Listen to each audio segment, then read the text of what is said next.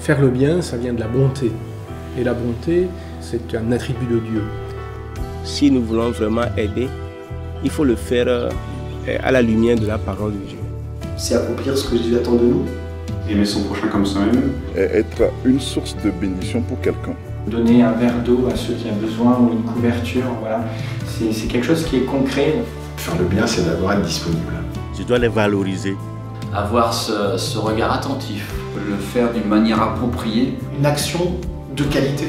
Il faut venir d'abord avec un soutien moral. Lui parler, l'encourager, lui dire non, c'est pas fini pour toi.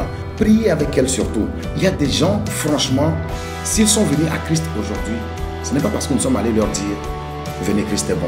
Non. C'est parce que nous leur avons montré que Christ est bon. Et des petites choses qui nous redonnent goût de vivre, ça a vraiment un impact très fort. C'est à ce qu'ils auront fait aux pauvres que Christ reconnaîtra ses élus. La première règle, je pense que quand on veut faire le bien, c'est déjà de ne pas nuire. Il ne faudrait pas que cette personne-là devienne dépendante de moi. Les moyens qu'on met en œuvre pour atteindre notre objectif doivent être cohérents. De ressentir l'appel de Dieu et travailler là où j'ai un don. Acquérir des compétences pour bien le faire. Essaye de voir les lacunes que tu as déjà. Et quand tu corriges ces lacunes, ça te permet de pouvoir bien faire le bien. C'est prendre en compte les besoins de la personne que nous voulons aider.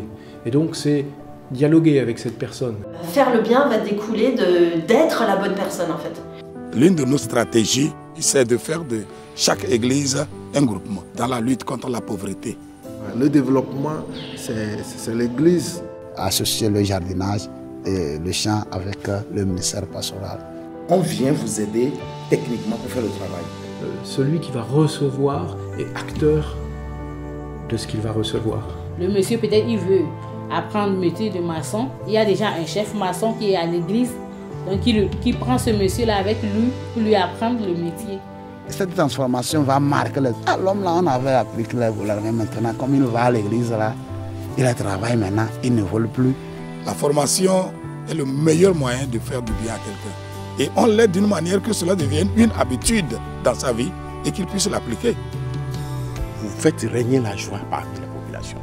Le village est reconnaissant, même le chef du village, dès qu'il le voit, dès qu'il y a un programme de compassion ou du centre dans le village, c'est lui-même qui demande à tout le monde de venir participer, de venir écouter.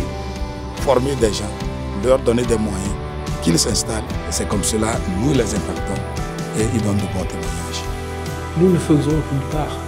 La réussite, c'est que tous ensemble, on arrive à bâtir quelque chose où tout le monde est satisfait.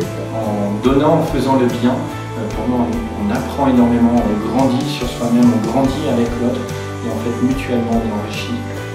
Il y a de ces cas quand on vous raconte d'où ils ont commencé et où ils en sont aujourd'hui, on dira gloire à Dieu.